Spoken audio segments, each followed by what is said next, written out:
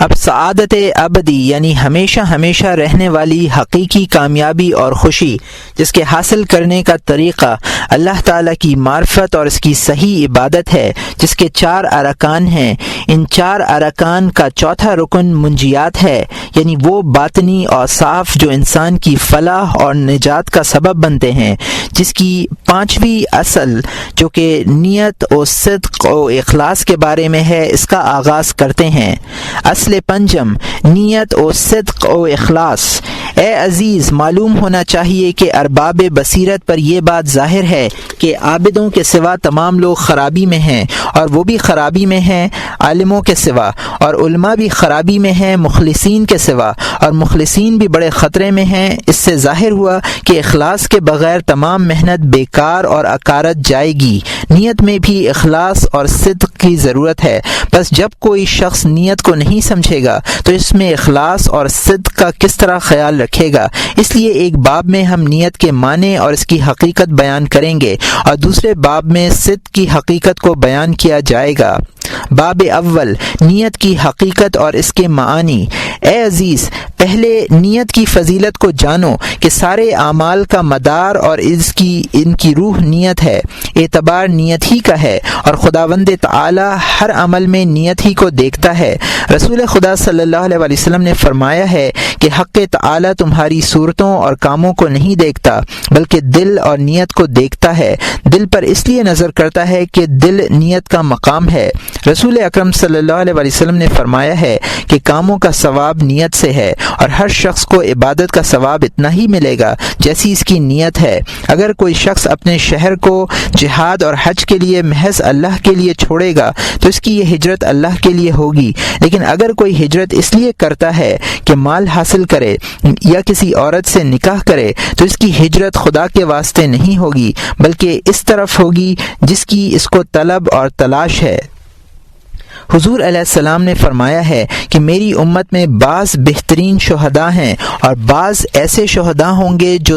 2 صفوں کے درمیان مارے جائیں گے، اور ان کی نیت خدا خوب جانتا ہے۔ آپ صلی اللہ علیہ وسلم نے مزید ارشاد فرمایا کہ بندہ بہت سے نیک کام کرتا ہے، فرشتے اس کو آسمان پر لے جاتے ہیں تو خداوند تعالی فرماتا ہے ان اعمال کو اس کے نامہ اعمال سے مٹا دو، کیونکہ اس نے یہ کام میرے لیے نہیں کیے، اور فلاں فلاں اعمال اس کے نامہ اعمال میں تحریر کر دو۔ فرشتے عرض کریں گے اس بندے نے تو یہ کام نہیں کیے ہیں، تب حق تعالی ارشاد فرمائے گا اس نے دل میں ان کاموں کی نیت کی تھی۔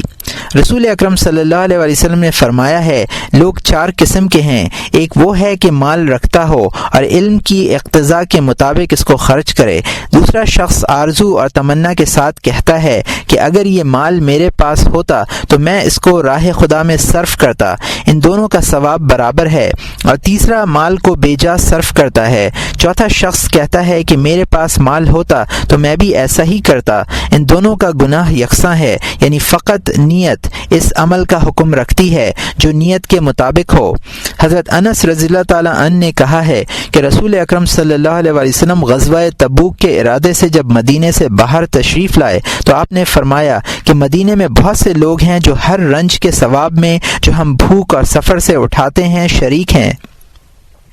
ہم نے رسول اکرم صلی اللہ علیہ وسلم سے دریافت کیا کہ ایسا کیوں ہے حالانکہ وہ ہم سے دور ہیں؟ حضور صلی اللہ علیہ وسلم نے فرمایا کہ وہ لوگ عذر کے سبب سے ہمارے ساتھ شریک نہیں ہو سکے، یہ ان کی نیت ہماری نیت کی طرح ہے۔ بنی اسرائیل کا ایک شخص ریت کے ایک تودے کے قریب سے گزرا، اس وقت قحط پڑ رہا تھا، وہ کہنے لگا کہ اس تودے کے برابر گیہوں میرے پاس ہوتے تو میں فقراء اور مساکین میں تقسیم کر دیتا۔ اس زمانے کے رسول پر وحی نازل ہوئی اور حکم ہوا کہ اے نبی اس شخص سے کہہ دو کہ تیرا صدقہ خدا نے قبول کر لیا ہے، اور جس قدر وہ گیہوں ہوتے اتنا ثواب تجھے عطا کیا ہے، اور اگر تو نے صدقہ دیا ہوتا تو اتنا ہی ثواب تجھے ملتا۔ رسول اکرم صلی اللہ علیہ وسلم کا ارشاد ہے جس کی نیت میں دنیا ہوتی ہے درویشی اس کی آنکھوں کے سامنے رہتی ہے، اور وہ جب دنیا سے جائے گا تو اس درویشی کا عاشق ہوگا، اور جس کی نیت اور مقصد آخرت ہو اللہ تعالیٰ اس کے دل کو توانگر رکھے گا اور وہ دنیا سے بے رغبت ہو کر جائے گا۔ حضرت رسول مقبول صلی اللہ علیہ وسلم نے ارشاد فرمایا ہے کہ جب مسلمان کفار سے میدان جنگ جنگ میں مارکہ آرا ہوتے ہیں تو فرشتے ان کے نام اس طرح تحریر کرتے ہیں کہ فلاں نے تعصب اور عداوت کی بنا پر جنگ کی اور فلاں محبت کے ساتھ لڑا اور فلاں راہ خدا میں مارا گیا۔ جو شخص توحید کو بلند کرنے کے لیے لڑے گا وہ مجاہد فی سبیل اللہ ہے۔ آپ صلی اللہ علیہ وسلم نے یہ بھی ارشاد فرمایا ہے کہ جو کوئی نکاح کرے اور مہر نہ دینے کی نیت رکھے وہ زانی ہے، اور جو شخص اس نیت سے قرض لے کر واپس نہیں کرے گا تو وہ چور ہے۔ علماء نے فرمایا ہے کہ پہلے عمل کی نیت سیکھو، اس کے بعد عمل کرو۔ ایک شخص لوگوں سے کہتا تھا کہ مجھے کوئی ایسا عمل سکھاؤ کہ رات دن اس میں مصروف رہوں اور کبھی نیکی سے محروم نہ رہوں۔ لوگوں نے اس سے کہا کہ ہمیشہ نیکی کی نیت رکھا کر تاکہ نیکی کا ثواب ملتا رہے۔ حضرت ابو ہریرہ رضی اللہ تعالیٰ عنہ نے کہا ہے کہ لوگوں کو قیامت میں ان کی نیتوں کے ساتھ اٹھایا جائے گا۔ حضرت حسن بصری رحمۃ اللہ علیہ نے کہا ہے کہ انسان کو دائمی بہشت چند روز کے عمل سے حاصل نہیں ہوگی بلکہ اچھی نیت سے حاصل ہوگی جس کی کوئی انتہا نہیں ہے۔ نیت کی حقیقت۔ اے عزیز، معلوم ہونا چاہیے کہ جب تک تین حالتیں درپیش نہ ہوں انسان سے حرکت سرزد نہیں ہوگی: علم، ارادہ اور قدرت۔ مثلا جب تک وہ کھانا نہیں دیکھے گا نہیں کھائے گا، اگر دیکھا لیکن اس کی خواہش نہیں ہے تب بھی نہیں کھائے گا، لیکن خواہش ہے اور ہاتھ ایسا مفلوج ہے کہ حرکت نہ کر سکے تو نہیں کھا سکے گا۔ بس یہ تین حالتیں سب حرکات کے لیے درپیش ہیں، لیکن حرکت قدرت کے تابع ہے اور قدرت ارادے کے تابع ہے، کیونکہ ارادہ ہی قدرت کو کام میں لگاتا ہے، اور خواہش علم کی تابع نہیں ہے کیونکہ آدمی بہت سی چیزوں کا مشاہدہ کرتا ہے پر ان کو نہیں چاہتا، کہ بغیر علم کے چاہنا دشوار ہے، کہ جس چیز کو جانتا ہی نہیں اس کو کس طرح چاہے گا۔ ان تینوں چیزوں میں سے خواہش کا نام نیت ہے۔ قدرت و علم کو نیت نہیں کہتے۔ خواہش آدمی کو کسی کام پر آمادہ کرتی ہے اور کام میں لگا دیتی ہے، اور اس کو غرض، مقصد اور نیت بھی کہتے ہیں۔ کبھی غرض ایک ہوتی ہے، کبھی ایک کام سے دو اور دو سے زیادہ اغراض بھی ہوتی ہیں۔ اگر غرض ایک ہو تو اس کو نیت خالص کہتے ہیں، اور اس کی مثال یہ ہے کہ کوئی بیٹھا ہے اور ایک شیر نے اس کا قصد کیا، وہ اٹھ کر بھاگا، اس وقت اس کی غرض اور ارادہ ایک ہی ہوتا ہے، یعنی بھاگ جانا۔ اس کی مثال یہ بھی ہے کہ ایک متمول و مالدار شخص آیا تو کوئی شخص اس کی تعظیم کے لیے کھڑا ہو گیا، اور اس میں سوائے اکرام کے اور کوئی غرض نہیں ہے، اور یہ غرض خالص ہے۔ لیکن بہت سے کام ایسے ہیں کہ ان میں دو دو غرض بھی ہوتی ہیں۔ اس کی تین قسمیں ہیں۔ ایک یہ کہ ہر غرض جدا جدا ہو تبھی کافی ہو، جیسے ایک غریب قرابت دار نے 1 درہم مانگا تو اس کو دے دیا کیونکہ وہ اپنا عزیز ہے اور درویش بھی ہے۔ دوسرے یہ کہ دینے والا اپنے دل ہی میں جانتا ہے کہ اگر وہ درویش نہ ہوتا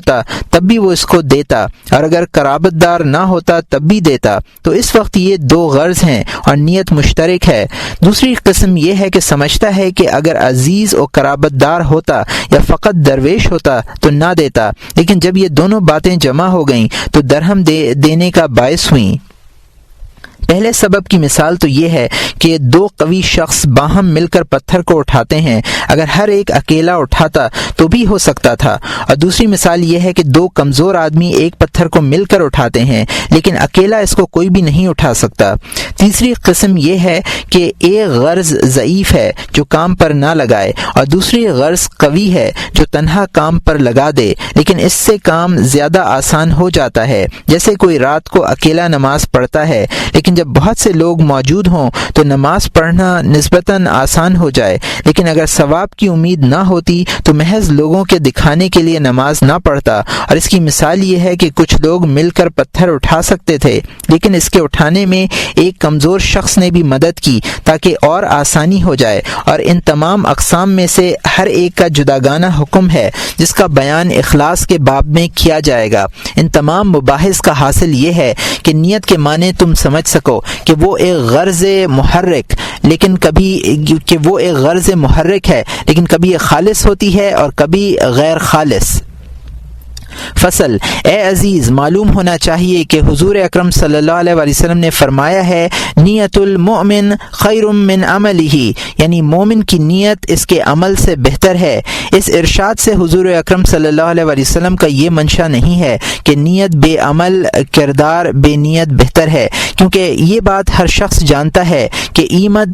عمل بغیر نیت کے عبادت نہیں بن سکتا، اور نیت بغیر عمل کے طاعت بن سکتی ہے۔ اس سے ظاہر ہوا کہ طاعت کا تعلق جسم سے ہے اور نیت دل سے ہے، بس یہ دو چیزیں ہیں، اور ان دونوں میں جو چیز دل سے تعلق رکھتی ہے وہ بہتر ہے۔ اس کا سبب یہ ہے کہ جسم کے عمل سے مقصود یہی ہے کہ وہ دل کی صفت بن جائے، اور نیت یا عمل دل سے یہ مقصود نہیں ہے کہ وہ جسم کی صفت ہو جائے۔ اور لوگ جو یہ سمجھتے ہیں کہ نیت عمل کے واسطے درکار ہے، یہ غلط ہے۔ ایسا نہیں ہے، بلکہ عمل نیت کے لیے ضروری ہے، کیونکہ تمام کاموں سے مقصود دل کی سیر ہے کہ دل اس جہان کا مسافر ہے، اور سعادت اور شقاوت اسی کے لیے ہے۔ اگرچہ تن بھی درمیان میں ہوتا ہے لیکن وہ تابع ہوتا ہے، جیسے اونٹ کہ اس کے بغیر حج ممکن نہیں ہے، لیکن حاجی وہ خود نہیں ہے۔ وہ دل کی سیر ایک ہی بات ہے، اور دل کی سیر ایک ہی بات میں ہے، یعنی دنیا سے آخرت کی طرف متوجہ ہونا،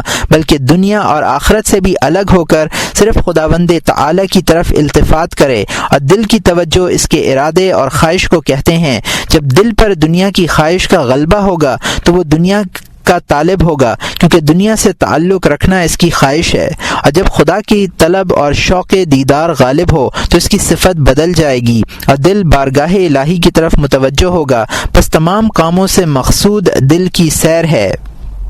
سجدے سے مقصود یہ نہیں کہ پیشانی زمین پر رکھ دی جائے، بلکہ مقصود یہ ہے کہ فروتنی اور عاجزی دل کی صفت بن جائے اور دل تکبر سے پاک ہو۔ اور اللہ اکبر کہنے سے غرض یہ نہیں ہے کہ زبان حرکت کرے، بلکہ اس سے مقصود یہ ہے کہ دل اپنی بزرگی کے خیال سے نکلے اور اللہ تعالیٰ کی بزرگی اس میں سما جائے۔ اور حج میں کنکریاں مارنے سے غرض یہ نہیں ہے کہ وہ جگہ سنگریزوں سے بھر جائے یا ہاتھ ہلے، بلکہ مقصود یہ ہے کہ دل طاعت و بندگی پر قائم ہو اور ہوا و ہوس کی پیروی اور عقل کی اطاعت سے باز آ جائے، خدا کا فرمان بجا لائے اور اپنے اختیار کر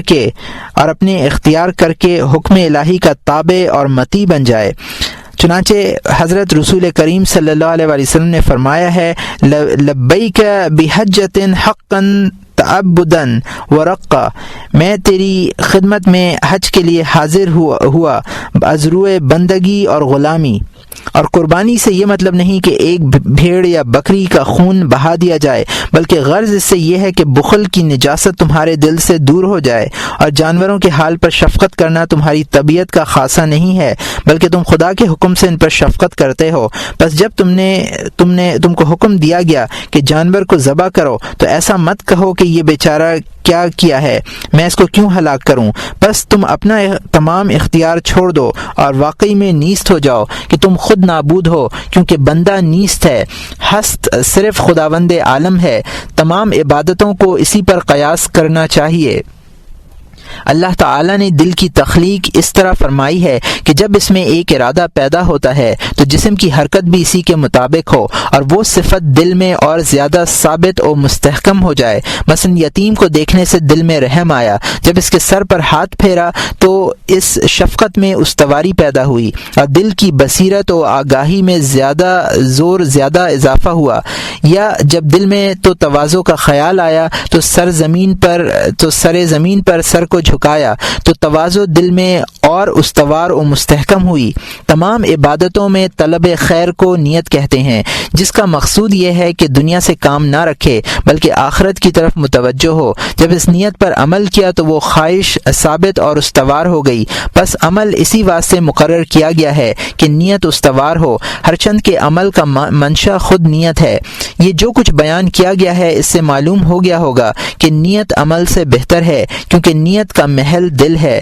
اور عمل دوسرے ذرائع اور واسطوں سے دل میں سرایت کرتا ہے، اور سرایت کے بعد عامل کے کام آتا ہے۔ اگر سرایت نہ کرے اور غافل رہ جائے تو عمل بیکار ہو جاتا ہے۔ اسی واسطے جو نیت بے عمل ہو تو وہ اکارت نہیں جاتی۔ اس کی مثال یہ ہے کہ کسی کے پیٹ میں درد ہے، جب اس نے دوا کھائی اور معدے میں پہنچی، اگر سینے پر دوا لگائی اور امید کی کہ اس کا اثر معدے کو پہنچے گا تو نافع تو یہ بھی ہوگی، لیکن وہ دوا جو عین معدے کو پہنچائی گئی ہے اس سے زیادہ مفید اور نافع ہوگی بمقابلہ اس دوا کے جس کا ضماد سینے پر کیا گیا، کہ مقصود اس ضماد سے سینہ نہیں بلکہ معدہ ہے، لیکن اگر وہ دوا معدے تک سرایت نہ کرے تو بیکار گئی، اور پہلے معدے کو پہنچی مگر سینے کو نہیں پہنچی تو اکارت نہیں گئی۔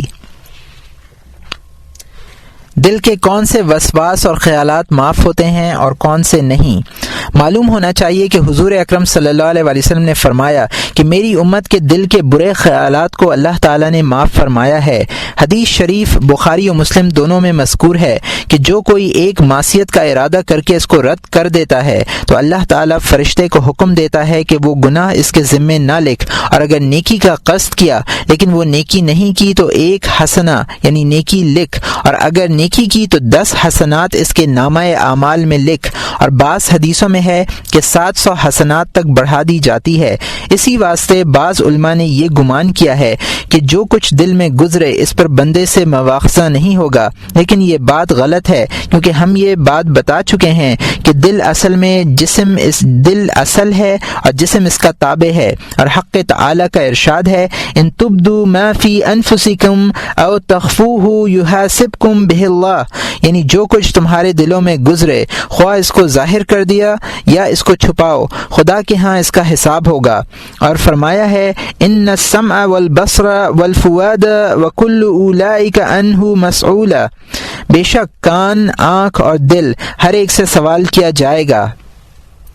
مزید ارشاد فرمایا لا یؤاخذکم اللہ باللغو فی ایمانکم ولکن یؤاخذکم بما عقدتم الایمان، لغو قسم میں زبان ماخوذ نہیں ہوگی بلکہ ارادے کے سبب سے دل ماخوذ ہوگا۔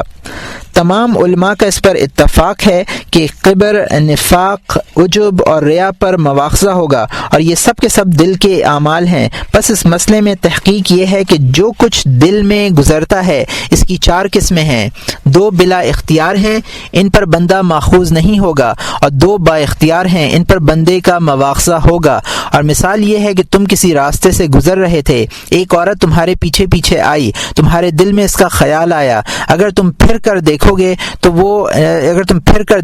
تو وہ نظر آئے گی۔ اس خطرے کو حدیث نفس کہتے ہیں، اور یہ جو رغبت اس کے دیکھنے کی طبیعت میں پیدا ہوئی اس کا نام میل طبع ہے۔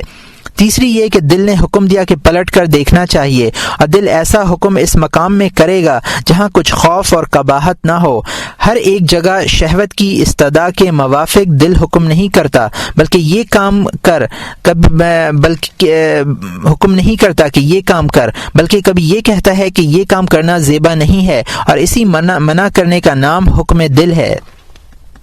چوتھی قسم یہ ہے کہ پلٹ کر دیکھنے کا قصد کیا، لیکن اس حکم دل کو خدا کے خوف سے یا خلق کے خوف سے رد نہیں کرے گا، تو پھر ارادہ جلد پختہ ہو جائے گا۔ پھر بندہ دل کی 2 حالتوں سے جس کا نام حدیث نفس اور میل طبع ہے ماخوذ نہیں ہوتا، کیونکہ یہ بات اس کے اختیار سے باہر تھی۔ اور اللہ تعالیٰ نے ارشاد فرمایا ہے لا یکلف اللہ نفسا الا وسعها، اللہ تعالیٰ کسی کو اس کی طاقت سے زیادہ تکلیف نہیں دیتا۔ اور حضرت عثمان بن مسعود رضی اللہ تعالیٰ عنہ نے حضور اکرم صلی اللہ علیہ وسلم کی خدمت میں عرض کیا کہ میرا نفس چاہتا ہے کہ میں خود کو خسی کر لوں تاکہ قوت شہوانی ختم ہو جائے۔ آپ صلی اللہ علیہ وسلم نے فرمایا کہ میری امت میں روزہ رکھنا خسی ہونے کا ہی حکم رکھتا ہے۔ انہوں نے کہا کہ میرا نفس کہتا ہے کہ اپنی بیوی کو طلاق دے دو۔ آپ نے فرمایا کہ جلدی نہ کرو کہ نکاح میری سنت ہے۔ اور جب انہوں نے کہا میرا نفس چاہتا ہے کہ پہاڑ پر راہبوں کی طرح جا کر رہوں، تو آپ نے فرمایا جہاد اور حج میری امت کی رہبانیت ہے۔ اور جب انہوں نے عرض کیا کہ میرا نفس مجھ سے کہتا ہے کہ گوشت مت کھا، تو حضور اکرم صلی اللہ علیہ وسلم نے فرمایا کہ گوشت کو ترک نہ کر، کیونکہ مجھے گوشت بہت مرغوب ہے۔ اگر میں خداوند تعالی سے ہر روز گوشت مانگتا تو وہ ہر روز مجھے گوشت دیتا۔ بس یہ تمام خطرات جو حضرت عثمان بن مسعود کے اندر پیدا ہوئے، ان کا نام حدیث نفس ہے، کیونکہ انہوں نے ان کاموں کا ارادہ نہیں کیا تھا، بلکہ ان کا نفس ان کاموں میں ان سے مشورت طلب کر رہا تھا۔ دل کے وہ دو اعمال جو اختیاری ہیں، یعنی حکم دل اور میلان طبیعت، ان دونوں کے قصد سے بندہ ماخوذ ہوگا، اگرچہ شرم، خوف یا کسی اور وجہ اور معنی کے باعث وہ اس فعل کو نہ کرے، اور خوف خدا نے اس کو اس فعل سے باز نہ رکھا۔ بندے کے ماخوذ ہونے کے معنی یہ نہیں ہے کہ کسی کو اس پر غصہ آ گیا ہے اور اس کا بدلہ لے رہا ہے، اس لیے کہ جناب کبریا اور خداوند بزرگ و برتر غصہ اور بدلہ لینے سے پاک ہے، بلکہ اس کے معنی یہ ہیں کہ اس مقصد اور ارادے سے جو اس نے کیا ہے، اس کے دل میں ایسی صفت پیدا ہو گئی کہ بارگاہ الہی سے وہ دور ہو گیا، اور یہ اس کی بدبختی ہے۔ ہم اس سے قبل بیان کر چکے ہیں کہ انسان کی سعادت یہ ہے کہ اپنا اور دنیا کا خیال چھوڑ کر خداوند تعالی کی طرف متوجہ ہو۔ بندے کی ایسی توجہ، ایسا ارادہ اور ایسی خواہش جو دنیا سے متعلق ہو، اگر وہ کرے گا تو دنیا سے اس کا تعلق محکم تر ہوگا اور وہ بارگاہ الہی سے دور ہو جائے گا۔ اور یہ جو کہا جاتا ہے کہ فلاں شخص مواخذے میں گرفتار ہے اور ملعون ہے، اس کے معنی یہ ہیں کہ وہ دنیا کا گرفتار ہو اور خدا سے دور ہو گیا، اور اس دوری کا سبب وہ خود ہے، اس کے ساتھ ہے اور اس کے اندر موجود ہے۔ اس کی طاعت سے نہ ذات خداوندی کو خوشی ہے اور نہ اس کی نافرمانی سے غصہ ہے جو اس سے انتقام لے۔ یہ جو کہا جاتا ہے مخلوق کی فہم و عقل کے مطابق کہا جاتا ہے۔ جس شخص نے ان اسرار کو سمجھ لیا، اس کے بارے میں کچھ شک نہیں رہا۔ ان اقوال سے دل ماخوذ ہوتا ہے، اور اس قول پر مضبوط دلیل رسول اکرم صلی اللہ علیہ وسلم کا یہ ارشاد ہے کہ آپ نے فرمایا کہ دو شخص تلواریں نیام سے نکال کر لڑیں اور ایک ان دو میں سے مارا گیا تو مقتول اور قاتل دونوں دوزخ میں جائیں گے۔ اصحاب رضی اللہ تعالی عنہ نے عرض کیا کہ حضور مقتول دوزخ میں کیوں جائے گا؟ آپ صلی اللہ علیہ وسلم نے فرمایا کہ اس کا سبب یہ ہے کہ ارادہ تو اس کا بھی اپنے دشمن کو مار ڈالنے کا تھا۔ یہ دوسری مثال ہے کہ ایک شخص کے پاس مال ہے اور وہ اس کو شرع کے مطابق خرچ نہیں کرتا۔ اس کو دیکھ کر ایک دوسرا شخص کہتا ہے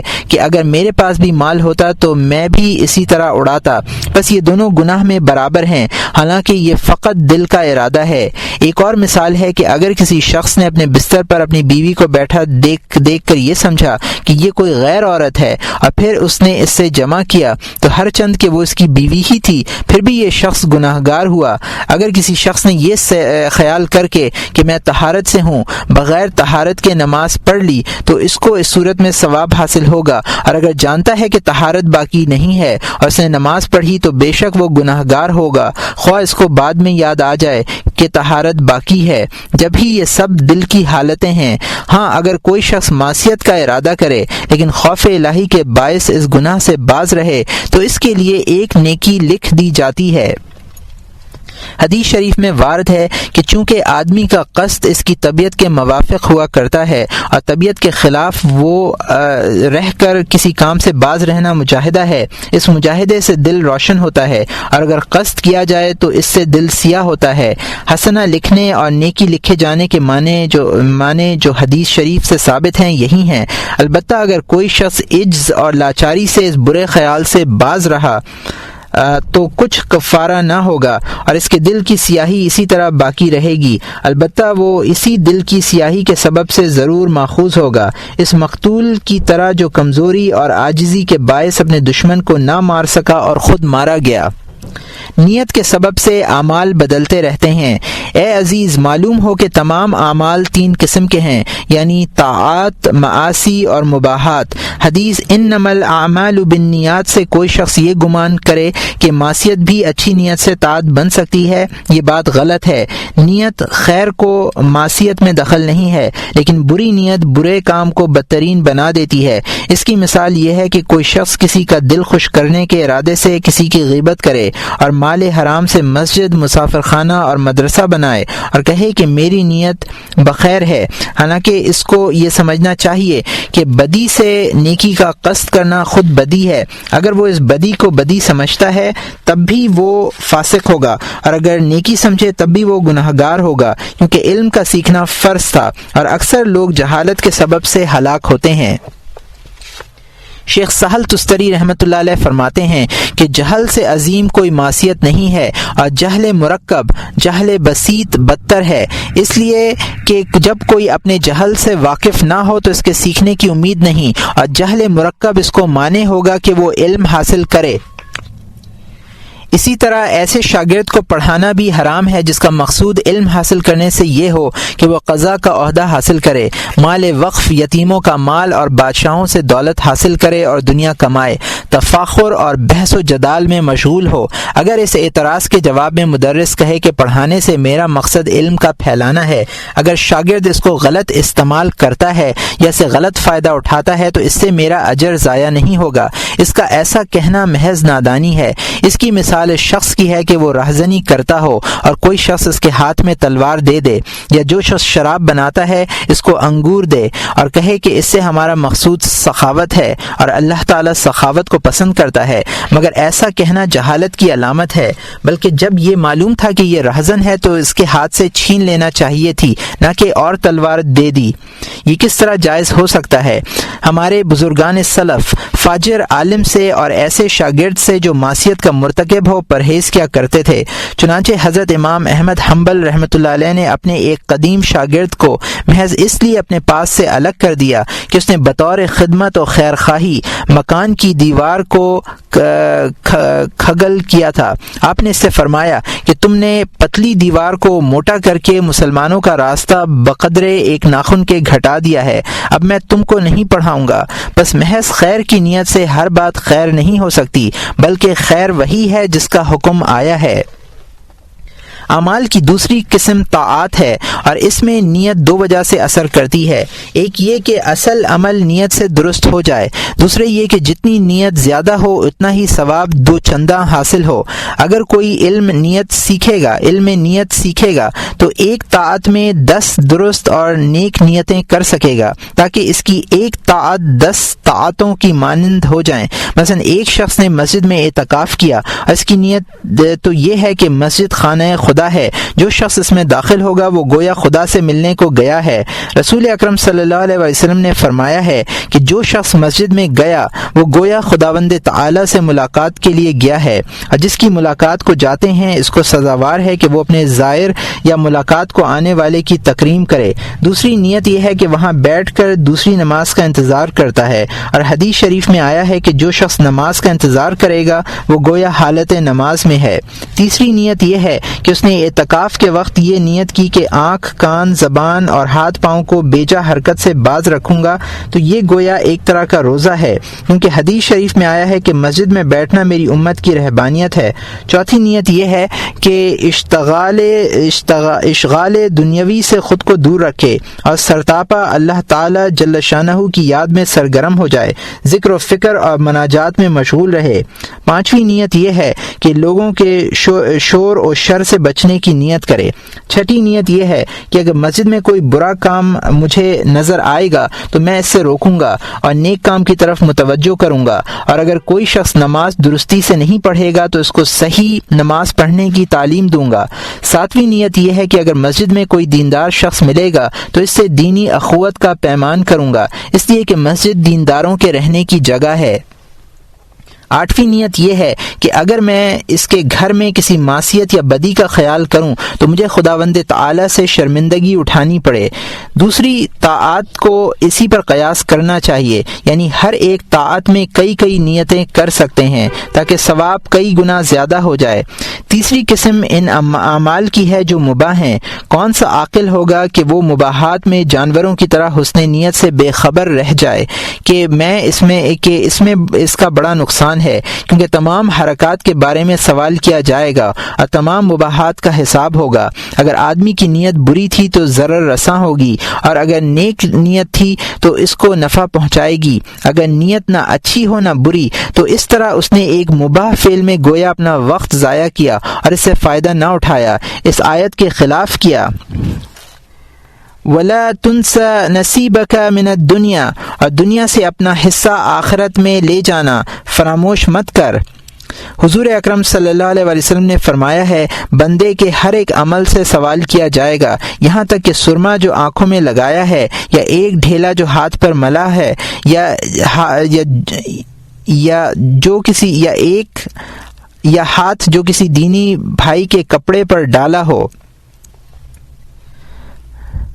مباحات کی نیت کا علم طویل ہے، اس کا حاصل کرنا بھی ضروری ہے۔ مثلا خوشبو لگانا مباح ہے، اور ممکن ہے کہ اس کو کوئی جمعے کے دن لگائے اور اس کا ارادہ اظہار فخر ہو، تو علم حاصل کرنے کی صورت میں وہ ایسا نہیں کرے گا، یا ریا مقصود ہو،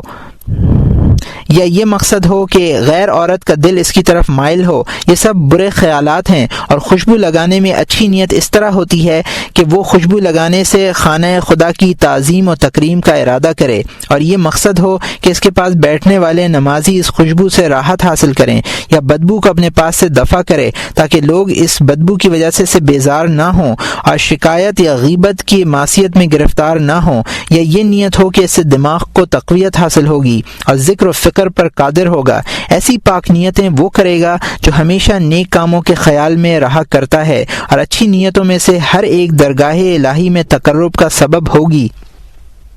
اور بزرگان سلف کا یہی حال تھا، یہاں تک کہ وہ کھانا کھانے، بیت الخلاء میں جانے اور بیوی سے ہمبستری کرنے میں ایسی ہی نیت کیا کرتے تھے جو کار خیر کا سبب ہو۔ جب آدمی کار خیر کا قصد کرتا ہے تو اس کو ثواب حاصل ہوتا ہے۔ مثلا عورت سے جمع میں اولاد کی نیت کرے تاکہ حضور اکرم صلی اللہ علیہ وسلم کی امت میں اضافہ ہو، یا عورت کو راحت پہنچانا مقصود ہو اور اس کو اب اپنے آپ کو گناہوں سے بچانے کی نیت کرے۔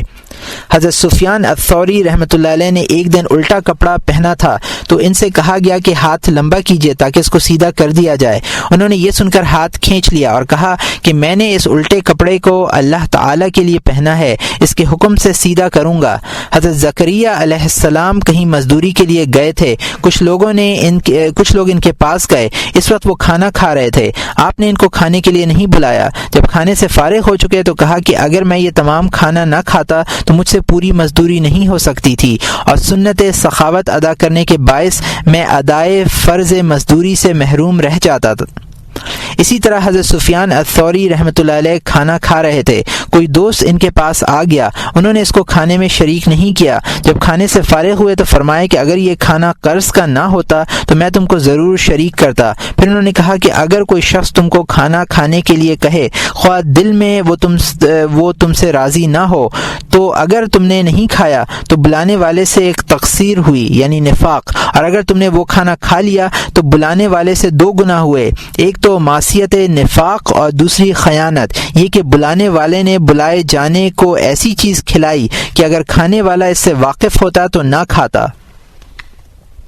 نیت اختیار سے باہر ہے۔ اے عزیز، معلوم کر کہ جب ایک سلیم الطبع شخص کو یہ معلوم ہوگا کہ ہر مباح میں نیت ممکن ہے تو شاید وہ دل میں یا زبان سے کہے کہ میں خدا کے واسطے نکاح کرتا ہوں، کھانا کھاتا ہوں، درس دیتا ہوں اور مجلس حدیث منعقد کر رہا ہوں، اور وہ سمجھے گا کہ یہ بھی نیت ہے، حالانکہ یہ حدیث نفس یا زبان کی بات ہے، کیونکہ نیت تو ایک رغبت ہے جو دل میں پیدا ہو اور انسان کو کسی کام میں مشغول کرے۔ جس طرح ایک شخص کوشش کرتا ہے کہ دوسرا شخص اس کی بات مان کر وہ کام کرے، اور یہ نیت اس وقت پیدا ہوئی کہ غرض ظاہر ہو اور دوسرے پر غالب آ جائے، اور جب یہ تقاضا کرنے والا موجود نہ ہو تو زبان سے نیت کرنا ایسا ہوگا کہ کوئی شکم سیر شخص یہ کہے کہ میں نے بھوکا رہنے کی نیت کی ہے، یا کسی شخص سے بے تعلق رہ کر یہ کہے کہ میں شخص کو دوست رکھتا ہوں اور یہ محال ہے، یا ایک شخص غلبہ شہوت کے سبب سے جمع کرتا ہے اور کہتا ہے کہ ہونے کی خاطر مباشرت کرتا ہوں، یہ بالکل لا یعنی بات ہے، یا نکاح کر کے کہتا ہے کہ میں نے نکاح ادائے سنت کے لیے کیا، یہ بات بھی محمل ہے، بلکہ اول تو شرعی پر ایمان مضبوط ہونے کی ضرورت ہے، اول تو شریعت پر ایمان مضبوط ہونے کی ضرورت ہے، اس کے بعد ان احادیث میں غور کرے جو ثواب نکاح یا اولاد کے سلسلے میں وارد ہوئی ہیں، تاکہ ثواب کے حصول کی آرزو اس کے دل میں حرکت پیدا کرے اور اس کو نکاح کی طرف مشغول کرے، تب اس کو نیت کہا جائے گا۔ جس شخص کو طاعت الہی کی حرص نے نماز کے لیے کھڑا کیا ہے وہی نیت ہے، اور زبان سے کہنا عبث ہے، جیسے بھوکے آدمی کا کہنا کہ میں نے کھانا کھانے کی نیت اس لیے کی ہے کہ میری بھوک رفع ہو جائے، کیونکہ بھوکا رہنا تو خود ضرورتاً اس کو اس بات پر متوجہ کرتا ہے، اور جس مقام پر نفس کی لذت پیدا ہو جائے اس مقام پر آخرت کی نیت دشوار ہوتی ہے، سوائے اس صورت کے کہ آخرت کے کام کو حظ نفس پر غلبہ حاصل ہو۔ پس اس گفتگو سے ہمارا مقصود یہ ہے کہ تم کو معلوم ہو کہ نیت تمہارے اختیار سے باہر ہے،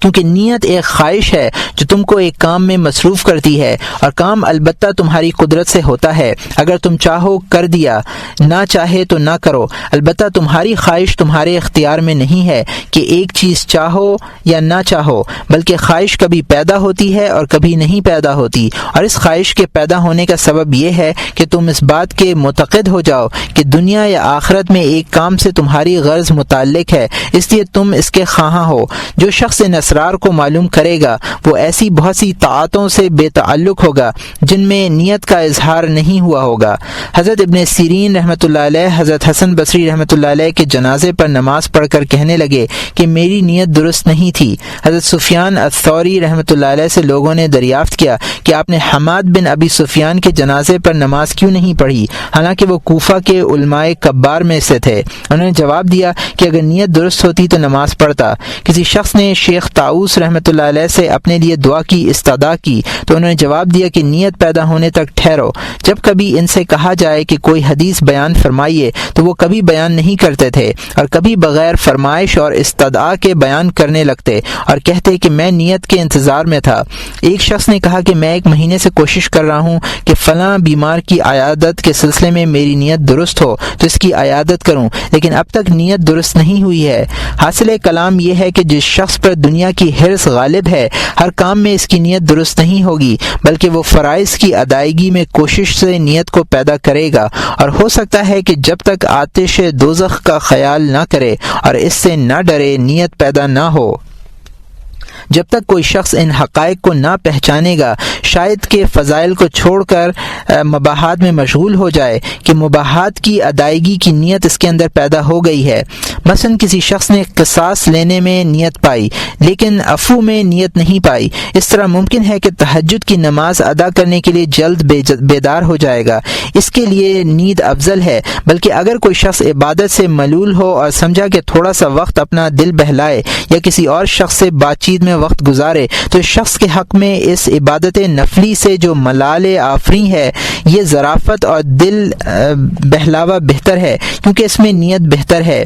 حضرت ابو درداء رضی اللہ تعالیٰ عنہ نے کہا ہے کہ کبھی کبھی میں خود کو لہو و لعب یعنی کھیل تماشوں کے ذریعے آرام دیتا ہوں تاکہ عبادت الہی میں نشاط پیدا ہو۔ حضرت علی رضی اللہ تعالیٰ عنہ فرماتے ہیں کہ اگر تو دل کو ایک کام میں ہمیشہ جبر سے لگائے رہے گا تو اس کی بینائی ختم ہو جائے گی، اور اس کی مثال ایسی ہے کہ طبیب ایسے بیمار کو جو محرور المزاج ہو یعنی جس کے مزاج میں حدت ہو گوشت کھانے کی اجازت دے دے، لیکن اس سے طبیب کی نیت یہ ہو کہ بیمار کی اصل قوت عود کر آئے اور دوا کھانے کی طاقت اس میں پیدا ہو۔ اور کبھی کوئی شخص ایسا کرتا ہے کہ میدان جنگ سے بھاگ جاتا ہے اور اس کا ارادہ یہ ہوتا ہے کہ دشمن پر اس کی پشت سے حملہ کرے یا یک بیک اس پر حملہ کرے، اور استاد نے اس قسم کے بہت سے ہیلے کیے ہیں۔ راہ دین بھی جنگ و جدل اور بحث و مناظرے سے خالی نہیں ہے، اور اس میں کبھی نفس کے ساتھ اور کبھی شیطان کے ساتھ مناظرہ ہوتا ہے، اور کبھی نرمی اور ہیلوں میں بھی حاجت پڑتی ہے۔ اسی طریقے کو بزرگان دین نے پسند کیا ہے، اور اگرچہ علماء ناقص کو اس کی خبر نہیں ہے۔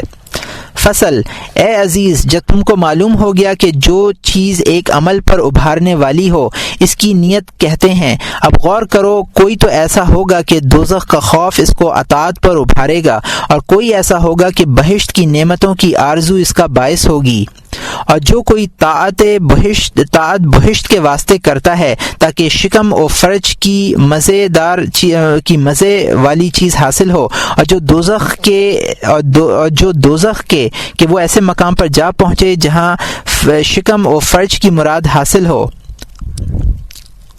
اور جو دوزخ کے ڈر سے ایک کام کرے وہ اس سے بھی بدتر اور ادنا غلام ہے جو بغیر تنبیہ اور مار پیٹ کے کام نہیں کرتا۔ یہ دونوں عامل ایسے ہیں جو خداوند تعالی سے سروکار نہیں رکھتے بلکہ دوزخ کے خوف سے برے کام نہیں کرتے، اور بندہ خاص وہ ہے اور بندہ پسندیدہ وہ ہے کہ وہ جو کچھ کرتا ہے خدا کے لیے کرتا ہے، نہ کہ دوزخ سے بچنے اور بہشت کے حصول کے لیے۔ اس کی مثال یہ ہے کہ شخص نے جو اپنے معشوق کو دیکھتا ہے وہ بس معشوق ہی کے لیے دیکھتا ہے، غرض تو نہیں ہوتی کہ اس کے بدلے محبوب اس کو سیم و زر دے گا، اور جو کوئی سیم و زر کی خاطر یعنی مال و دولت کی خاطر دیکھتا ہے تو اس کا محبوب سیم و زر ہے۔ بس جو کوئی ایسا ہے کہ جمال و جلال الہی اس کا محبوب نہیں ہے تو اس سے خالص نیت نہ ہو سکے گی، اور جو کوئی طالب مولا ہے وہ ہمیشہ جمال الہی کی فکر میں رہے گا اور اس کی گفتگو مناجات ہوگی، اور اگر وہ جسم سے اطاعت کرے گا تو اس واسطے کرے گا کہ وہ اپنے محبوب کی اطاعت کرنا پسند کرتا ہے اور اس کو یہ محبوب ہے، اور چاہتا ہے کہ اپنے جسم کو مصروف رکھے تاکہ یہ جسم جمال الہی کی دید سے اس کو باز نہ رکھے۔ ایسا شخص معصیت کو اس وجہ سے ترک کرے گا کہ خواہشات کی پیروی مشاہدہ جمال الہی کی لذت سے مانع ہوتی ہے۔ حقیقت میں عارف کامل ایسا ہی شخص ہے۔ منقول ہے کہ احمد بن خزرویہ نے خداوند تعالی کا عالم خواب میں دیدار کیا کہ وہ فرماتا ہے کہ سب لوگ مجھ سے کچھ چیز طلب کرتے ہیں لیکن ابو یزید خود مجھے مانگتا ہے۔ شبلی رحمۃ اللہ علیہ کو کسی شخص نے خواب میں دیکھا اور پوچھا حق تعالی نے تمہارے ساتھ کیا سلوک کیا؟ تو انہوں نے جواب دیا کہ مجھ پر عتاب فرمایا گیا کیونکہ ایک بار میں نے زبان سے یہ کہہ دیا تھا کہ بہشت سے محروم رہنا بندے کے بڑے نقصان اور محرومی کا سبب ہے۔ حق تعالی نے فرمایا ایسا مت کہہ بلکہ میرے دیدار سے محروم رہنا بڑے نقصان کا موجب ہے۔ اسی دوستی و لذت کی حقیقت محبت کی اصل کے سلسلے میں بیان کی جائے گی انشاءاللہ تعالی۔ فضیلت اخلاص اور اس کی حقیقت و درجات۔ اخلاص کی فضیلت۔ ہم پہلے اخلاص کی فضیلت کے سلسلے میں بتانا چاہتے ہیں۔ اللہ تعالیٰ ارشاد فرماتا ہے وَمَا أُمِرُوا اللَّهَ إِلَّا لِيَعْبُدُوا اللَّهَ مُخْلِصِينَ لَهُ الدِّينَ، حالانکہ ان لوگوں کو یہی حکم ہوا تھا کہ اللہ کی عبادت اسی کے لیے خالص رکھیں، اور فرمایا أَلَا لِلَّهِ الدِّينُ الْخَالِصُ، ہاں خالص اللہ ہی کی بندگی ہے۔ حاصل ان دونوں آیات کریمہ کا یہ ہے کہ حق تعالی نے اپنے بندوں کو فرمایا ہے کہ وہ اس کی بندگی اخلاص کے ساتھ کریں، اور خالص دین خداوند کریم ہی کے لیے ہے۔ حضور اکرم صلی اللہ علیہ وسلم نے فرمایا حق تعالی فرماتا ہے کہ اخلاص میرے بھیدوں میں سے ایک بھید ہے جس کو میں نے اپنے بندے کے دل میں ڈال رکھا ہے جو میرا دوست ہے، پس اے معاذ اخلاص کے ساتھ عمل کر تاکہ تھوڑا عمل بھی تیرے لیے کافی ہو۔ وہ باتیں جو ریا کی مذمت میں ہم نے بیان کی ہیں ان سب میں اخلاص کا بیان ہے، کیونکہ لوگوں کو اپنے اعمال جتلانا بھی ان اسباب میں سے ایک سبب ہے جو اخلاص کو قطع کرتے ہیں۔ اس کے علاوہ دوسرے اسباب اور بھی ہیں۔ حضرت معروف کرخی خود کو کوڑے مارتے اور فرماتے اے نفس اخلاص کیا کر تاکہ تجھے خلاصی ہو۔ شیخ ابو سلیمان دارانی رحمۃ اللہ علیہ نے کہا کہ وہ شخص نیک بخت ہے جو تمام عمر میں ایک بار اخلاص کے قدموں سے چلا اور اس کام میں اس نے رضائے الہی کے سوا اور کچھ نہ چاہا۔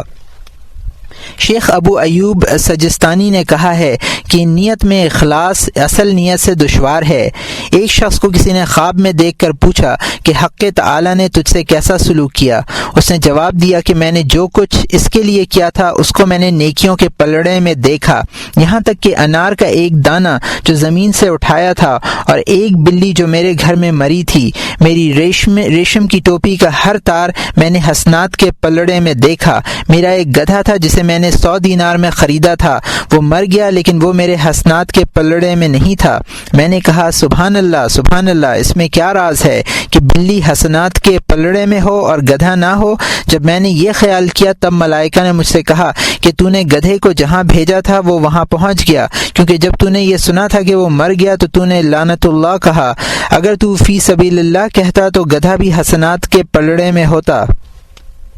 انہوں نے کہا کہ ایک بار میں نے خدا کے راستے میں صدقہ دیا، لوگ میرا صدقہ دینا دیکھ رہے تھے، ان کا وہ دیکھنا مجھ کو پسند نہ آیا، اس طرح اس صدقے نے نہ مجھے نفع پہنچایا نہ نقصان۔ یہ سن کر سفیان الثوری نے کہا کہ اس نے بڑی دولت پائی ہے جو اس صدقے نے اس کو ضرر نہیں پہنچایا۔ ایک شخص نے کہا کہ میں کشتی میں سوار جہاد کے لیے جا رہا تھا،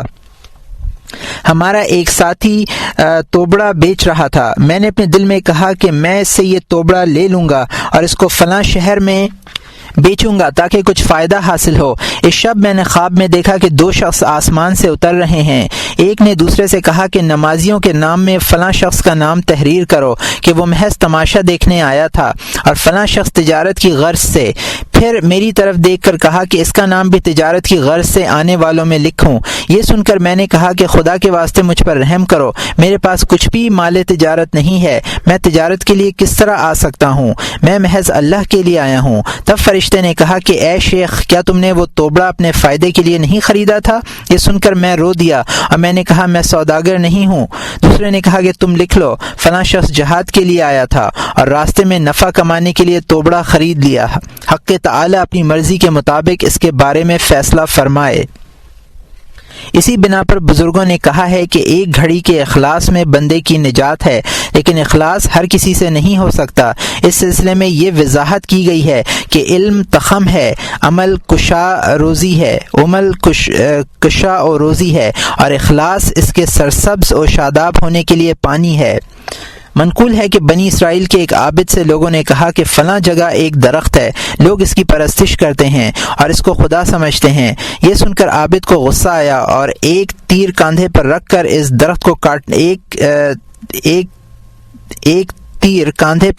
درخت کو کاٹنے کے لیے روانہ ہو گیا۔ راستے میں ایک بوڑھے شخص کی صورت میں ابلیس ملا اور پوچھا کہاں جاتے ہو؟ اس نے کہا فلاں درخت کاٹنے کے لیے جاتا ہوں۔ ابلیس نے کہا جاؤ خدا کی عبادت کرو، عبادت میں مشغول رہنا تمہارے اس کام سے بہتر ہے۔ عابد نے کہا میں ہرگز نہیں واپس جاؤں گا کہ اب میری عبادت یہی ہے۔ ابلیس نے کہا میں تم کو نہیں جانے دوں گا، اور وہ عابد سے لڑنے لگا۔ عابد نے ابلیس کو زمین پر پٹخ دیا اور اس کے سینے پر چڑھ بیٹھا۔ تب ابلیس نے کہا میری ایک بات سن لو۔ عابد نے کہا کہ کیا کہتا ہے؟ ابلیس نے کہا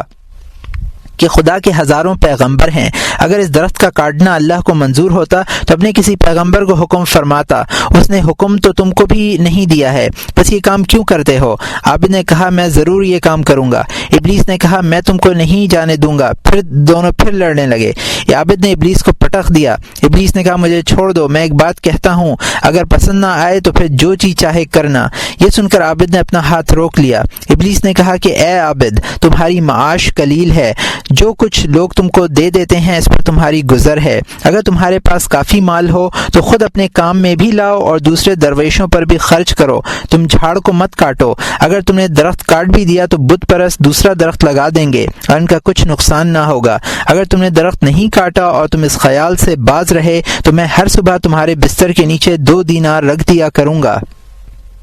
اور ایک اپنے خرچ میں لاؤں گا، اور یہ اس درخت کے اکھیڑنے سے زیادہ اچھا ہے کہ نہ تو مجھے درخت اکھیڑنے کا حکم ملا اور نہ میں پیغمبر ہوں کہ یہ کام مجھ پر واجب ہو۔ غرض اسی خیال سے وہ محو اپنے گھر میں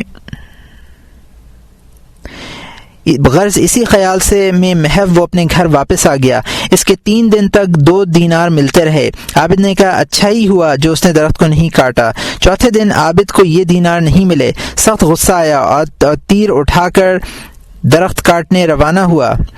عابد نے پھر راستے میں آ لیا اور پوچھا کہ کہاں چلے؟ عابد نے کہا فلاں درخت کاٹنے جا رہا ہوں۔ ابلیس نے کہا تم جھوٹ بول رہے ہو، خدا کی قسم اب تم درخت نہ کاٹ سکو گے۔ یہ سنتے ہی دونوں لڑنے لگے اور 2-3 جھٹکوں میں ہی ابلیس نے عابد کو پٹخ دیا اور یہ اس کے ہاتھ میں بالکل چڑیا کی طرح حقیر و بے بس ہو رہا تھا۔ ابلیس نے کہا ابھی واپس چلے جاؤ ورنہ سر کاٹ کے پھینک دوں گا۔ عابد نے نہایت عاجزی کے ساتھ کہا کہ مجھے چھوڑ دو، میں واپس چلا جاؤں گا، لیکن مجھے اتنا بتا دے کہ پہلے 2 مرتبہ میں تجھ پر غالب آ گیا اور اب تو مجھ پر غالب آ گیا، اس کا سبب کیا ہے؟ ابلیس نے جواب دیا کہ اول تو خدا کے واسطے غصے میں آیا تھا، تب خدا نے مجھ کو مغلوب کر دیا، اور جو کوئی کچھ کام خدا کے واسطے اخلاص سے کرتا ہے اس پر میرا زور نہیں چلتا، اور اس بار تیرا غصہ محض دیناروں کے سبب تھا، اس لیے جو شخص حرص و ہوا کا تابع ہو وہ ہم پر غالب نہیں آ سکتا۔ اخلاص کی حقیقت۔ اے عزیز، معلوم ہونا چاہیے کہ جب تم کو یہ بات معلوم ہو گیا کہ نیت کسی عمل کی محرک اور متقاضی کو کہتے ہیں، یہ باعث اور محرک اگر ایک ہے تو اس نیت کو خالص کہتے ہیں۔ جب دو یا دو سے زیادہ چیزیں اس عمل کا محرک یا باعث ہوں تو چونکہ اس میں شرکت ہوئی اس لیے وہ خالص نہ رہی۔ اسی شرکت کی مثال یہ ہے کہ ایک شخص نے خدا کے واسطے روزہ رکھا، لیکن اس کے ساتھ ہی اس کا مطلب روزہ رکھنے سے یہ بھی تھا کہ کھانا ترک کرنے سے تندرستی حاصل کرے، ساتھ ہی خرچ اسی طرح کم ہو جائے، یا کھانا پکانے کی محنت سے نجات حاصل ہو، یا اطمینان کے ساتھ ایک کام کو انجام دے سکے، یا یہ کہ صوم کے سبب سے بیدار رہے اور بیدار رہ کر کچھ کام کر سکے،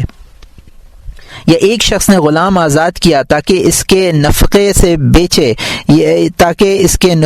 بچے یا اس کی بدخوئی سے محفوظ رہے، یا حج کے لیے گیا تاکہ سفر اور راستے کی ہوا سے قوت اور تندرستی حاصل ہو، اور دوسرے ملکوں کی سیر کرے اور وہاں کا لطف اٹھائے تاکہ بیوی بچوں کے جھگڑوں سے کچھ دنوں کے لیے سکون میسر ہو، یا کسی دشمن کی ایذا رسانی سے محفوظ رہے، یا رات میں اس لیے نماز پڑھتا ہے کہ نیند نہ آئے اور اپنا سامان تیار کرے، یا جاگ کر علم حاصل کر رہا ہے تاکہ روزی حاصل ہو، یا اس کے ذریعے مال و متاع، باغات اور زمین حاصل کرے، یا لوگوں کی نظر میں معزز ہو، یا اس کے جاگ کر سبق پڑھاتا ہے اور مجلس حدیث منعقد کرتا ہے تاکہ خاموشی کی تکلیف سے محفوظ رہے اور آزردہ خاطر نہ ہو، یا کلام پاک کی کتابت کرتا ہے تاکہ خط سنبھل جائے اور پختگی آ جائے، یا ایک شخص حج کو پیادہ جا رہا ہے تاکہ سواری کا کرایہ بچ جائے،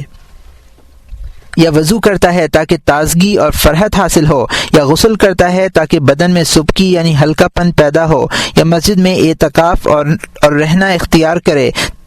تاکہ گھر کا کرایہ نہ دینا پڑے،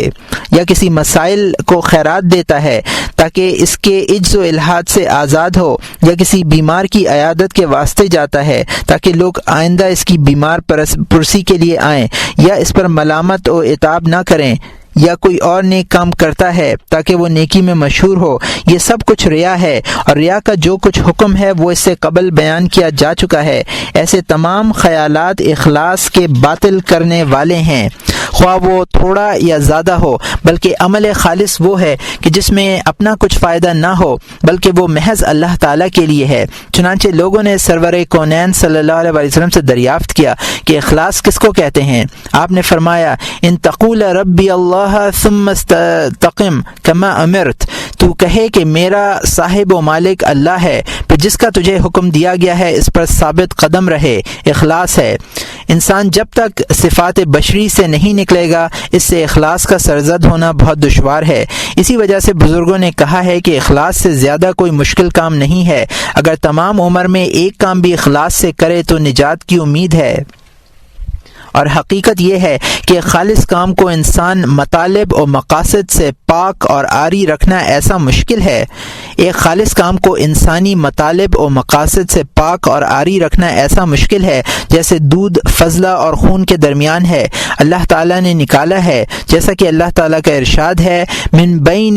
فرث ودم لبنا خالصا سائغا للشاربین، گوبر اور لہو میں سے صاف ستھرا خوشگوار دودھ پینے والوں کے لیے پیدا فرمایا۔ بس اس کا علاج یہ ہے کہ دنیا سے دل کو نہ لگایا جائے تاکہ محبت الہی غالب آ جائے اور یہ شخص اس عاشق کی طرح ہو جائے جو ہر کام صرف اپنے معشوق کے لیے کرتا ہے۔ یہاں تک ممکن ہے کہ یہ شخص اگر کھانا کھائے یا ایسا ہی کوئی اور معمولی کام کرے اس میں بھی اخلاص کی نیت کرے، اور جس شخص پر دنیا کی محبت غالب ہے ممکن ہے کہ وہ نماز اور روزے میں بھی اخلاص نہ کر سکے، کیونکہ انسان کے اعمال اس کے دل کی صفت کو قبول کرتے ہیں اور دل کی رغبت جس طرف ہو اسی طرف کو مائل ہوتے ہیں۔ جس آدمی پر جاہ کی محبت غالب ہوتی ہے اس کے سارے کام ریا کے لیے ہوتے ہیں، یہاں تک کہ صبح دم منہ دھونا اور کپڑے پہننا بھی مخلوق کے لیے ہوتا ہے۔ تعلیم اور روایت حدیث کی مجلس جیسے عظیم اور نیک کاموں میں جن کا تعلق خلائق سے ہے اخلاص سے نیت دشوار ہے،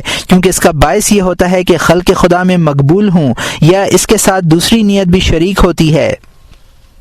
اس صورت میں قبولیت کا قصد تقرب الہی کے قصد کے برابر ہوگا یا اس سے زیادہ یا کم ہوگا، لیکن نیت کو قبول خلائق کے ارادے سے پاک رکھنا اکثر علماء کے لیے بھی دشوار ہوتا ہے، بلکہ بعض احمق اور نادان اپنے آپ کو مخلق سمجھتے ہیں اور فریب کھاتے ہیں اور اپنا عیب نہیں پہچانتے، بلکہ بعض دانا اور ذی ہوش لوگ بھی اس معاملے میں عاجز اور حیران ہیں۔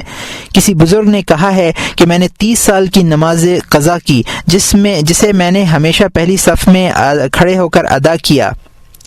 اس کا باعث یہ ہوا کہ ایک دن میں مسجد میں دیر سے آیا، آخری صف میں جگہ ملی، سمجھا دل میں یہ شرمندگی پیدا ہوئی کہ لوگ مجھے دیکھ کر کہیں گے کہ میں آج دیر سے آیا ہوں۔ اس وقت میں سمجھا کہ مجھے اس بات سے خوشی ہوئی تھی کہ لوگ مجھے پہلی صف میں دیکھیں، چنانچہ یہ تمام نمازیں اکارت گئیں اور میں نے نمازیں قضا کیں۔ بس اے عزیز، اخلاص وہ شے ہے جس کا جاننا دشوار اور بجا لانا دشوار تر ہے، اور وہ عمل جس میں دوسرے مقاصد شریک ہوں اور اخلاص نہ ہوں اللہ تعالیٰ کے حضور میں قبول نہ ہوگا۔ فصل، بزرگوں نے کہا ہے کہ عالم کی 2 رکعت نماز جاہل کی سال بھر کی عبادت سے بہتر ہے، کیونکہ عبادت کا کھوٹا پن سکے کے کھوٹے پن کی طرح ہے کہ بعض اوقات انسان اس کے پرکھنے میں غلطی کرتا ہے، لیکن جو صراف کامل ہے وہ ضرور اس کو پرکھ سکتا ہے۔ لیکن تمام جہلہ یہی سمجھتے ہیں کہ سونا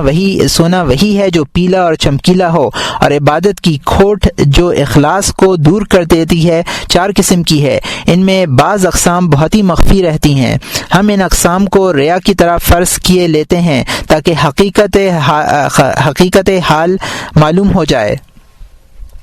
پہلی قسم یہ ہے کہ ایک شخص نماز تنہا پڑھ رہا تھا، اس وقت کچھ اور لوگ بھی آ گئے تو شیطان نے اس کے دل میں یہ بات ڈالی کہ اب اچھی طرح عبادت کر کہ لوگ ملامت نہ کریں۔ دوسری قسم یہ ہے کہ اس نمازی نے شیطان کے اس فریب کو سمجھ لیا اور اسے بچ گیا، لیکن شیطان نے ایک اور فریب میں ڈال دیا اور کہا کہ نماز بخوبی ادا کر تاکہ لوگ تجھ کو بہت بڑا عبادت گزار سمجھ کر تیری اقتدا کریں اور تجھ کو ان کی اقتدا کا ثواب حاصل ہو۔ ممکن ہے کہ یہ اس فریب میں آ جائے اور اس بات کو نہ سمجھے کہ اقتدا کا ثواب تو اس وقت ملے گا کہ اس کے خشوع اور خضوع کا نور دوسروں کے دل میں سرایت کر جائے، لیکن جب امام صاحب ہی میں خشوع نہیں ہے اور لوگ سمجھتے ہیں کہ وہ صاحب خشوع ہے تو ایسا سمجھنے والوں کو ثواب ملے گا، یہ خود نفاق کے مواخذے میں گرفتار ہوگا۔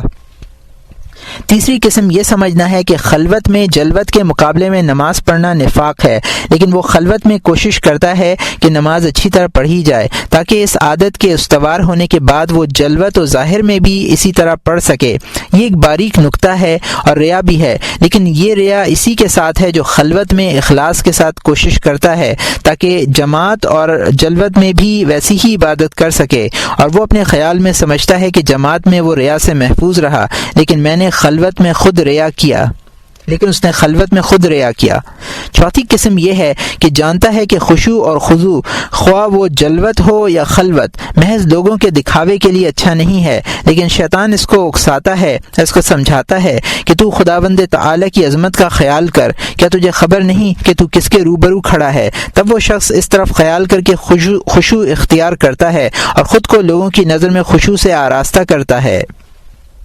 اگر خلوت میں اس قسم کا خطرہ اس کے دل میں پیدا نہیں ہوتا تو اس کا باعث ریا ہے، لیکن جب اس کو عظمت الہی یاد آتی ہے اور سمجھتا ہے کہ لوگوں کا دکھانا بیکار اور اکارت ہے اور اس کی نظر میں مخلوق کا پاس نظر اور جانوروں کی نظر یکساں ہو جانا چاہیے، ان دونوں میں فرق نہ کرے، اگر فرق کرے تو ریا سے خالی نہ ہوگا۔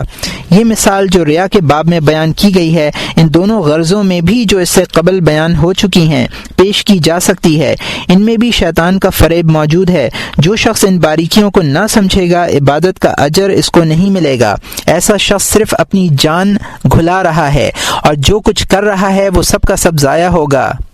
اور یدا لہم من اللہ ما لہ یکون یحتسبون، ظاہر ہوا ان کے لیے خدا کی طرف سے وہ کچھ جو ان کے شمار و حساب میں نہیں تھا، ایسے ہی لوگوں کے حق میں نازل ہوئی ہے۔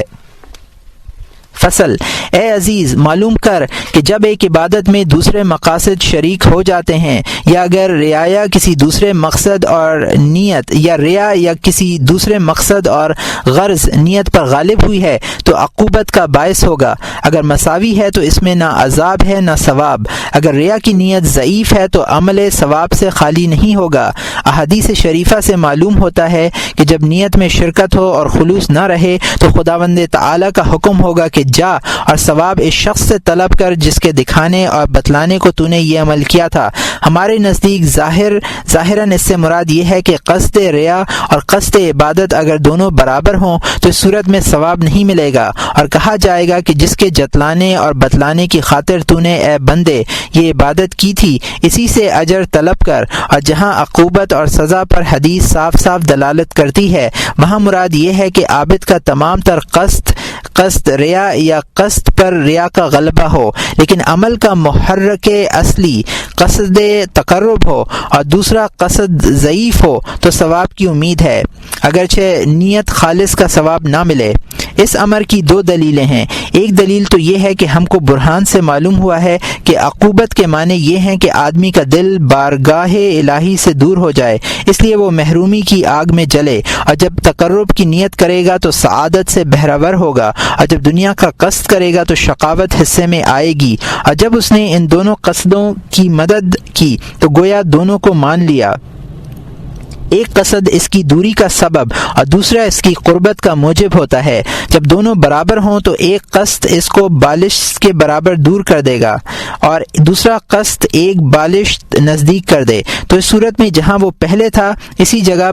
پر پھر کر آ گیا۔ اگر نصف بالش نزدیک کر دے تو ایک کو دوری حاصل ہوگی، اور اگر نصف بالش ایک کو دور کر دیا جائے تو ایک نزدیک ہو جائے گا۔ مثلا ایک بیمار ایک ایسی چیز کو جو دوسرے درجے میں ہار تھی کھا گیا، یا اس کے بعد ایک ایسی چیز کھائی جو دوسرے درجے میں بارد ہو، تو اس طرح ہار اور بار دونوں مل کر برابر ہو جائیں گے، لیکن اگر بارد کو کم کھایا تو حرارت میں کچھ اضافہ ہوگا، اور اگر بارد کو بڑھا دیا تو حرارت کچھ کم ہو جائے گی۔ دل کو روشن یا تاریک کرنے کے بعد معصیت و طاعت کا اثر بھی دوا کے پاس مذکورہ اثر کی طرح ہے،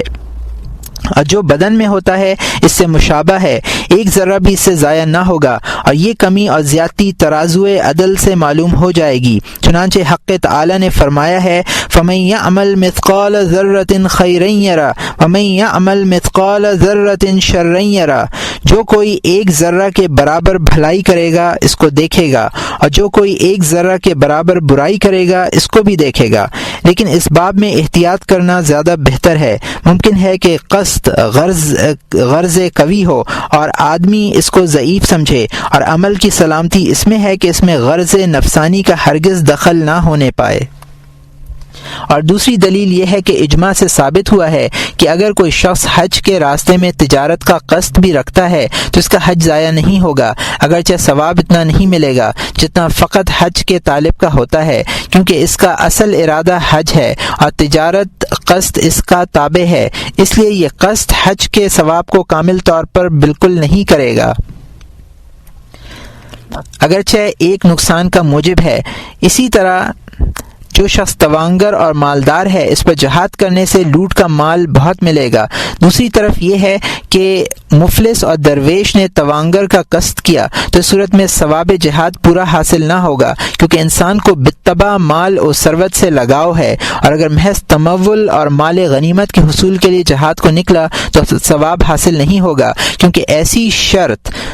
اور خواہش کے ساتھ کوئی عمل مقبول نہیں ہوتا، خصوصاً مجلس حدیث و وعظ اور درس، نیز تصنیف و تالیف جس کا تعلق مخلوق سے ہے، کیونکہ انسان کو جب تک یکبارگی نفسانیت اور خودی سے نہ نکالیں وہ مال و ثروت کے لگاؤ سے خالی نہ ہوگا۔ مثلا کوئی یہ گوارا نہیں کرے گا کہ اس کی تصنیف کو کسی دوسرے نام سے منسوب کر دیا جائے، یا اس کی تقریر یا مقولے کی کسی دوسرے نام سے پیش کیا جائے۔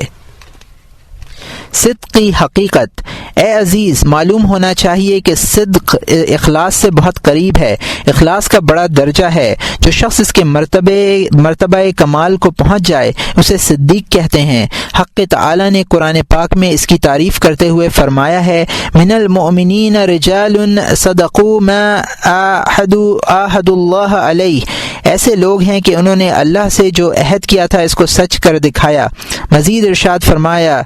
لیسأل الصادقین عن صدقہم، سچ بولنے والے لوگ اپنے سچ کے بارے میں پوچھے جائیں گے۔ حضور سرور کونین صلی اللہ علیہ وسلم سے لوگوں نے دریافت کیا کہ آدمی کا کمال کس چیز میں ہے؟ حضور اکرم صلی اللہ علیہ وسلم نے فرمایا کہ راستی قول اور صدق عمل۔ اس اہمیت کے باعث صدق کے معنی پہچاننا ضروری ہے۔ صدق راستی کو کہتے ہیں اور اس کا تعلق 6 چیزوں سے ہے، یعنی یہ راستی 6 چیزوں میں ہوتی ہے، اور جو کوئی ان 6 چیزوں میں کامل ہو وہ صدیق ہے۔ صدق اول زبان کا ہے کہ انسان کبھی جھوٹ نہ بولے، نہ گزرے ہوئے زمانے کی خبر میں، نہ زمانہ حال میں، نہ اس وعدے میں جو آئندہ کے واسطے کیا ہے، کیونکہ اس کے بعد آدمی کا دل زبان کی جگہ لے لیتا ہے۔ کج اور جھوٹ بات کہنے سے کج ہوگا اور راست کہنے سے راست ہوگا۔ صدق زبان کا کمال یہ ہے کہ کنایتاً بھی بات چیت نہ کرے۔ اس نے سچ کہا اور دوسرا شخص اسے کچھ سمجھا، اور اگر قائل ایسی جگہ ہے جہاں سچ کہنا مصلحت کے مناسب نہیں ہے، مثلا جنگ یا بیوی یا دشمن سے بات کرنا پڑے یا مسلمانوں کے مابین صلح کرانا مقصود ہو، تو دروغ کہنے کی رخصت ہے۔ لیکن اس صورت میں بھی کمال یہ ہے کہ ان مواقع پر حتی الامکان کنایتاً بات کہے، بات کنایہ میں کہے، صاف جھوٹ نہ بولے۔ پس اس کا اس طرح کہنا جبکہ اس کی نیت حق تعالی کے واسطے ہو اور جو کچھ کہا ہے مصلحت کی خاطر کہا ہے، وہ درجہ صدق سے نہیں گرے گا۔ دوسرا کمال یہ ہے کہ حق تعالی سے جو مناجات انسان کرتا ہے اس میں صادق رہے۔ مثلا اس نے مناجات میں کہا، وجہت وجہی الذی فطر السماوات، میں نے اپنے منہ کو اس کی طرف پھیرا جس نے آسمان کو پیدا کیا، اور اس کا تعلق خداوند تعالی کے بجائے دنیا کی طرف متوجہ ہے، تو وہ اپنے قول میں کاذب ہوا اور خدا کی طرف متوجہ ہوا۔ اور جب اس نے کہا کہ ایاک نعبد، میں تیری ہی عبادت کرتا ہوں، اقرار کے باوجود دنیا پرستی اور شہوت پرستی کرتا ہے، اور وہ خواہشات کو مغلوب نہ کر سکا بلکہ وہ خود خواہشات کا مغلوب ہو گیا، تو اس صورت میں وہ جھوٹا ہو گیا۔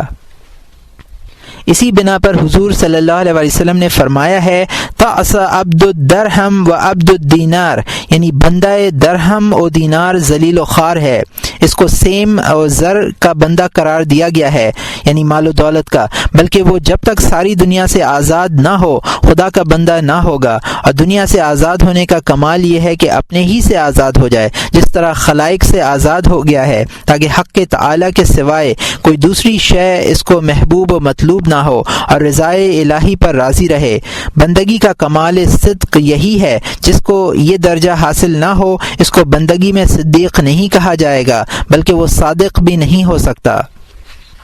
صدق دوم نیت کا صدق ہے کہ ہر ایک تقریب کے کام میں حق تعالی کے سوائے اور کچھ اس کا مقصد نہ ہو اور نہ کسی کو شریک بنائے، اور یہ اخلاص ہے۔ اخلاص کو بھی صدق کہتے ہیں کیونکہ جب آدمی کے دل میں درگاہ الہی کے تقرب کے سوا اور کچھ مقصود ہو تو اس عبادت میں جو وہ کر رہا ہے وہ کاذب ہوگا۔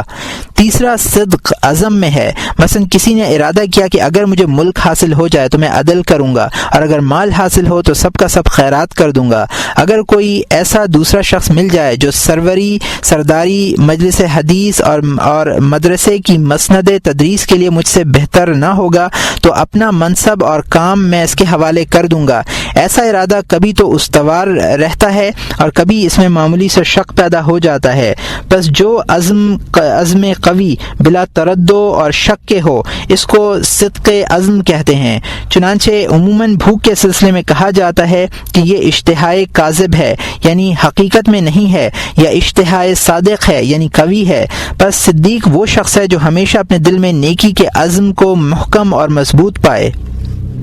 چنانچہ حضرت عمر رضی اللہ تعالیٰ عنہ کا یہ قول کہ اگر مجھے قتل کریں اور میری گردن مار دیں تو میں اس جماعت کا امیر نہ بنوں گا جس میں حضرت ابو بکر صدیق رضی اللہ تعالیٰ عنہ موجود ہوں، اس واسطے تھا کہ مارے جانے کے صبر پر انہوں نے اپنے عزم کو قوی پایا تھا، اور اگر کوئی ایسا آدمی ہوگا کہ اگر اختیار دیا جائے کہ خود کو ہلاک کرے یا معاذ اللہ حضرت ابو بکر صدیق رضی اللہ تعالیٰ عنہ کو ہلاک کرے تو یقیناً وہ اپنی جان کو رکھے گا، اور اس شخص اور حضرت عمر رضی اللہ تعالیٰ عنہ جو اپنے مارے جانے کو حضرت ابو بکر صدیق رضی اللہ تعالیٰ عنہ پر حاکم ہونے سے بہتر سمجھتے تھے میں بڑا فرق ہے۔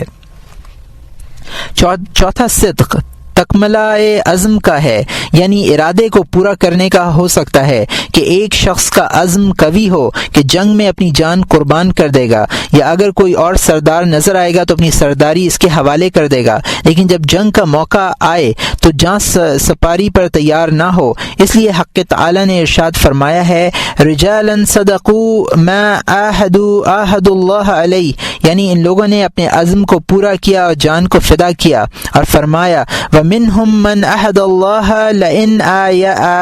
آتانا من فضله لتصدقن ولتكونن من الصالحین، اور ایسے لوگوں کے بارے میں کہا گیا کہ مال خرچ کرنے کا عزم کر کے اس کو پورا کیا اور ان کو ان کے اس وعدے میں کاذب کہا گیا۔ وبما كانوا يكذبون۔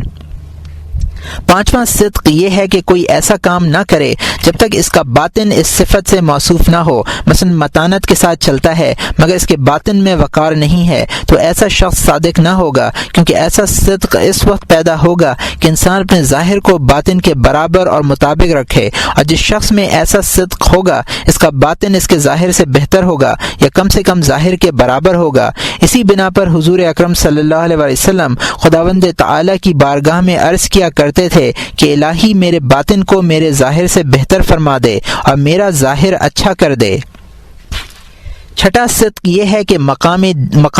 مقامات دین کی حقیقت کا اپنے دل سے خواہاں ہو اور ان کے ظواہر پر قناعت نہ کرے، جیسے زہد و محبت، توکل، خوف، رجا، رضا اور شوق وغیرہ کو طلب کرے۔ اگرچہ ہر ایک مومن کو ان مقامات سے کچھ بہرہ ضرور ملا ہے، لیکن ذوف کے ساتھ، اور جو شخص ان مقامات پر مضبوطی سے قائم ہوگا اس کو صادق کہا جائے گا، جیسا کہ اللہ تعالیٰ نے ارشاد فرمایا ہے انما المؤمنون الذین آمنوا باللہ ورسولہ ثم لم يرتابوا وجاہدوا باموالہم وانفسہم فی سبیل اللہ اولئک هم الصادقون۔ بے شک مومن وہ ہیں جو اللہ اور اس کے رسول پر ایمان لائے اور اس کے بعد انہوں نے شبہ نہیں کیا اور اپنے مالوں اور جانوں کے ساتھ اللہ کی راہ میں جہاد کیا، اور یہی لوگ راست گو ہیں، یعنی سچے ہیں اور صدیقین ہیں۔